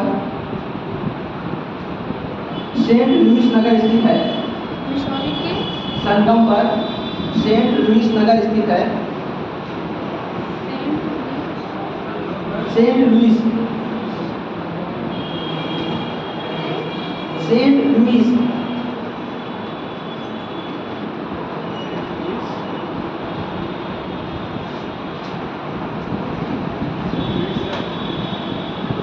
सेंट लुइस नगर स्थित है।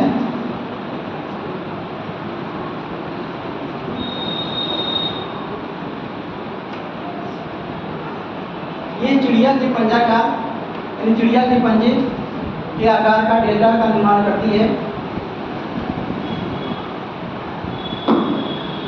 ये चिड़िया के पंजे के आकार का डेल्टा का निर्माण करती है।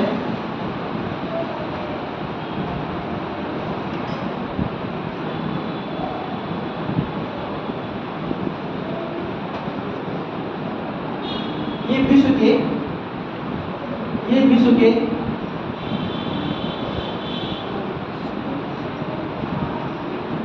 वृहद जल विभाजक, वृहद जल विभाजक, ये विश्व के वृहद जल विभाजक में से एक है। जल विभाजक में से एक है। ये लगभग 25 राज्यों से होकर गुजरती है।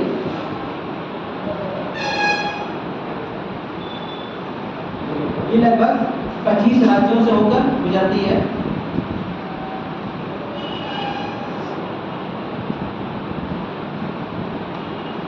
अगला सेंट लॉरेंस नदी, सेंट लॉरेंस नदी। मैप भी बगल में रखिएगा। सेंट लॉरेंस कहाँ पर है? सब लोग मैप ले लें, तब फिर एक एक करके दिखाया जाएगा, ठीक है? इतने दिन हम कह रहे हैं इसे मैप इतना लेकर आइए आप। सेंट लॉरेंस नदी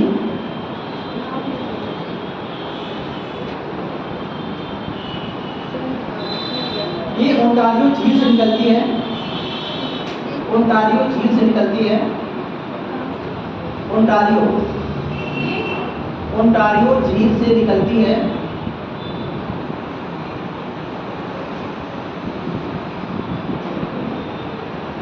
और लॉरेंस की खाड़ी में गिरती है। और लॉरेंस की खाड़ी में गिरती है।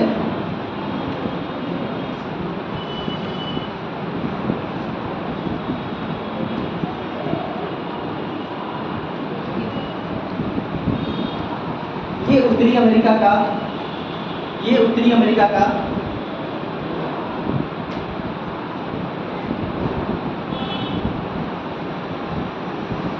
उत्तरी अमेरिका का व्यस्तम आंतरिक जलमार्ग। ये उत्तरी अमेरिका का व्यस्तम आंतरिक जलमार्ग है। ये उत्तरी अमेरिका का व्यस्तम आंतरिक जलमार्ग है।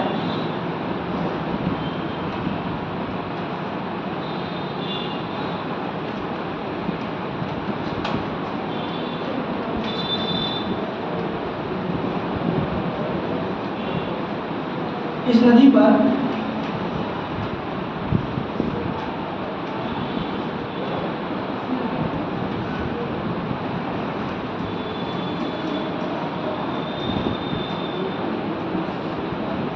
इरोक्विस बांध बना हुआ है। इरोक्विस बांध बना हुआ है।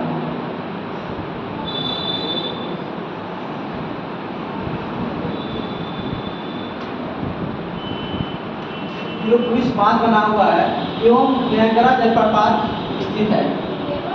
नियाग्रा जलप्रपात स्थित है।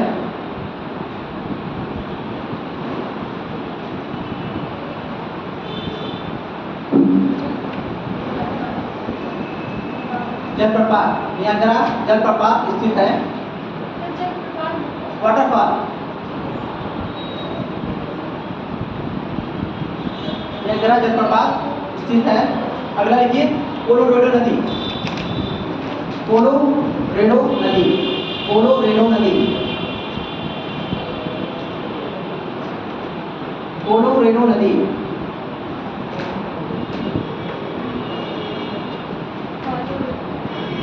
सर क्या बोले? कोलोरेडो नदी।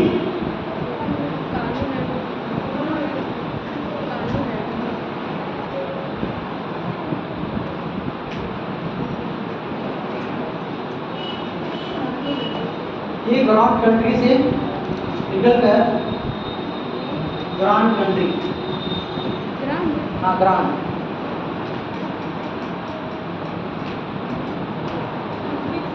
निकलकर कैलिफोर्निया की खाड़ी में गिरती है। कैलिफोर्निया की खाड़ी में गिरती है। कैलिफोर्निया खाड़ी अटलांटिक महासागर में है कि प्रशांत महासागर में?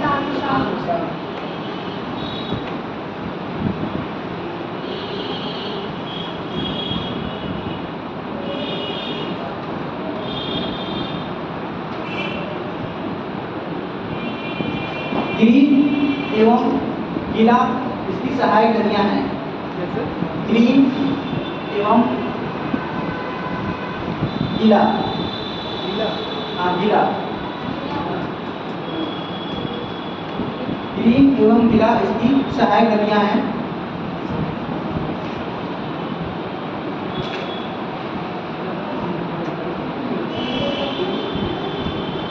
इस नदी पर इस नदी पर हूबर बांध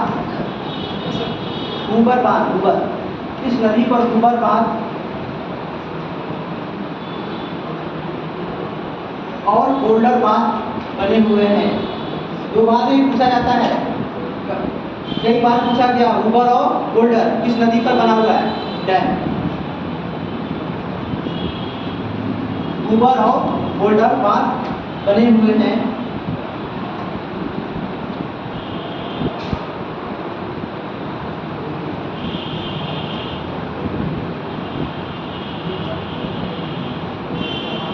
सूती वस्त्र उद्योग, सूती वस्त्र उद्योग, हाँ सूती कॉटन उद्योग प्रमुख स्थान, सूती वस्त्र उद्योग का प्रमुख स्थान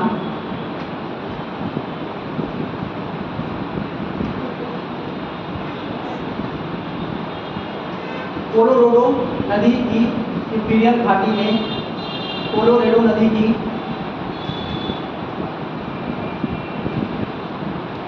इंपीरियल घाटी के, इंपीरियल घाटी की, इंपीरियल घाटी के कपास की आपूर्ति पर आधारित है या निर्धारित है, आपूर्ति पर आधारित है, कपास की आपूर्ति पर आधारित है।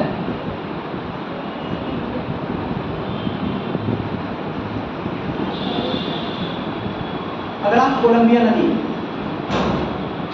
कोलंबिया नदी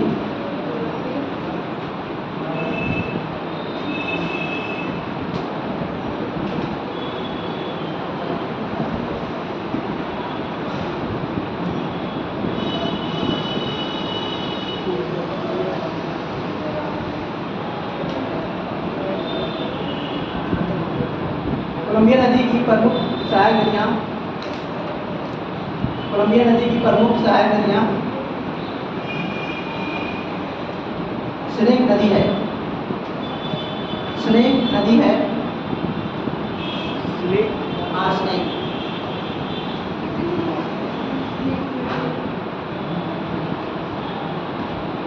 ये प्रशांत महासागर में गिरती है।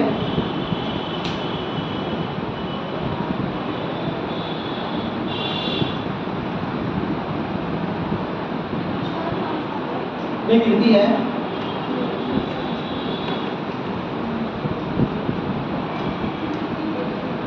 इस नदी पर ग्रांड पुली, इस नदी पर ग्रांड पुली, पुली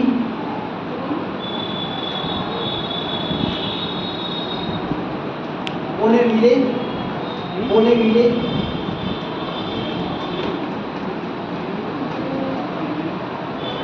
ओले मिले,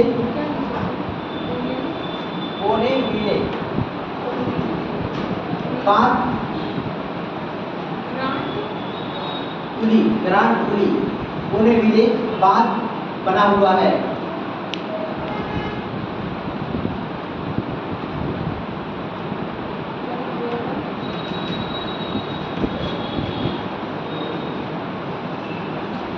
इस नदी बेसिन क्षेत्र का मुख्य भाग, बेसिन क्षेत्र का मुख्य भाग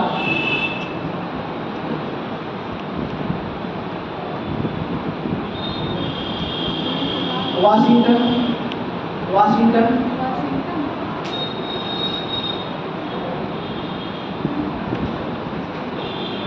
इडाहो, इडाहो, ये सब क्या है? राज्य के नाम हैं।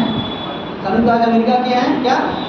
राज्य के नाम है। एक बार आप लोग जाएंगे, आज मैप देखेंगे कौन कौन से राज्य हैं संयुक्त राज्य अमेरिका में, तो आपके चीज़ों को पता चलेगा। ठीक है, इडाहो, क्या चीज़ बोले सर? इडाहो,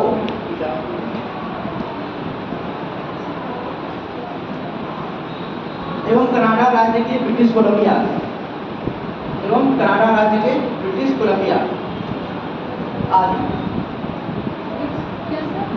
ब्रिटिश कोलंबिया, ये सब क्षेत्र आते हैं इसके अंतर्गत।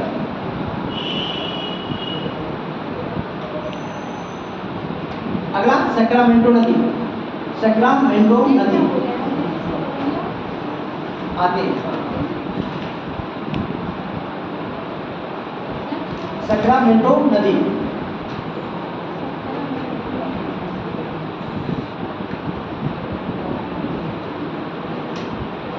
ये कास्केड एवं सियरा नेवादा पर्वत से निकलकर, ये कास्केड एवं सियरा नेवादा पर्वत से निकलकर,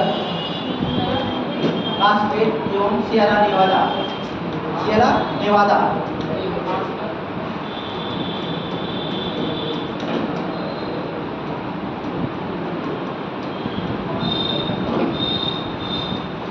कास्केड एवं सियरा नेवादा से निकलकर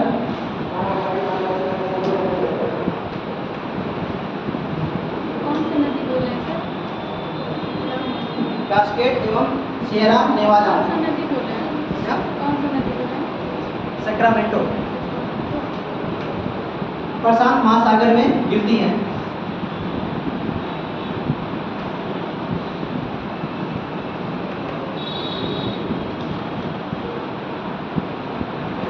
ये एक केंद्रीय घाटी से होकर बहती है। यह एक केंद्रीय घाटी से होकर बहती है।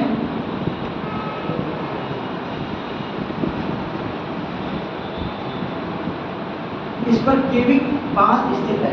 ये केंद्रीय घाटी से होकर बहती है। इस पर केविक बांध स्थित है।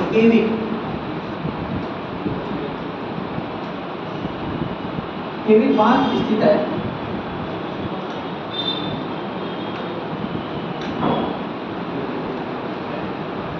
अगला सैन जोक्विन नदी।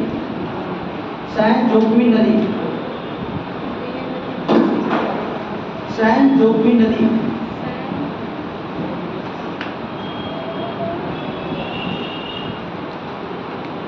ये भी सियरा नेवादा एवं कास्केड श्रेणी से निकलकर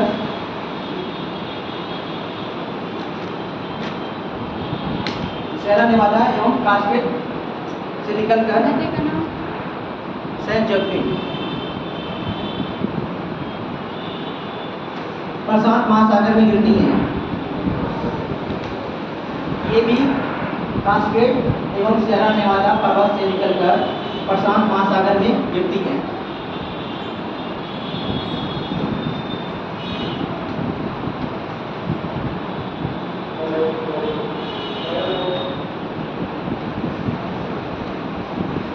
फ्रीयान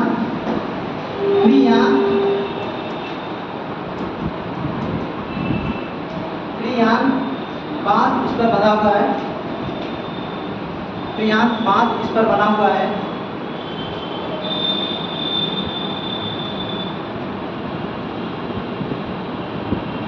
अगला रियो ग्रांडो नदी। रियो ग्रांडो नदी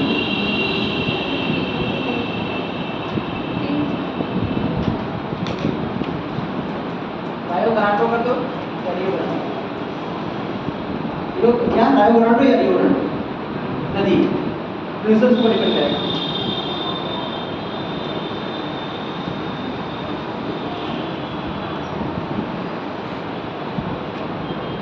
ये संयुक्त राज्य अमेरिका एवं मैक्सिको के बीच सीमा बनाती है। ये क्वेश्चन पूछा गया है, ध्यान रखिएगा। ये संयुक्त राज्य अमेरिका और मैक्सिको के बीच सीमा बनाती है।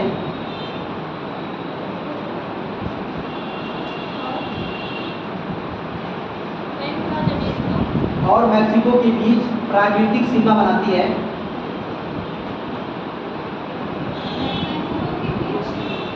प्राकृतिक सीमा बनाती है और मैक्सिको खाड़ी में गिर जाती है। मैक्सिको खाड़ी में गिर जाती है। ठीक है, ये इतनी नदियां मुख्य क्या है आपके उत्तरी महाद्वीप की हैं, तो अमेरिका महाद्वीप की। ठीक है, इसके बाद आपको घर जाकर इस मैप को देखना है और उसका पूरा एरिया देखना है, कहाँ कहाँ से गुजर रही है। ठीक है, और भी नदियां हैं किया जाएगा, लेकिन ये मुख्य नदियां हैं। जैसे आपकी कौन सी नदी और है, उत्तरी अमेरिका कौन सी नदी और है, उत्तरी अमेरिका महाद्वीप की मैकेंजी है, टूफान है। ठीक है, ये टाइम अभी कल देखा जाएगा इसको। ठीक है, सर आ गए हैं, लेकिन आप लोग पढ़िए एक बार अच्छे से, मैप भी देखते रहिए।